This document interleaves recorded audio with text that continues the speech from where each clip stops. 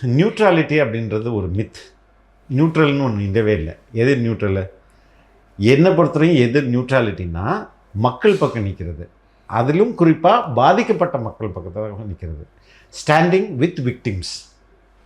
இந்த ஒரு ஒரு ஒரு ஒரு அரசு இயந்திரத்தாலேயோ இல்லை ஒரு ஆளும் வர்க்கத்தாலேயோ இல்லை ஒரு டாமினன்ட் ஃபோர்ஸாலேயோ யாரெல்லாம் பாதிக்கப்படுறாங்களோ அவங்க பக்கம் நிற்கிறது தான் உண்மையான நியூட்ராலிட்டி.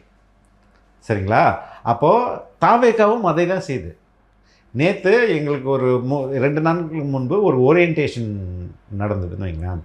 அந்த ஓரியன்டேஷனில் கட்சியில் ரொம்ப முக்கியமான உறுப்பினராக மூத்த உறுப்பினர் இருக்கிற திரு ஐஆர்எஸ் அதிகாரி அவர்கள் என்ன சொல்கிறாங்க, வி ஷுட் ஸ்டாண்ட் வித் விக்டிம்ஸ்ன்றாரு.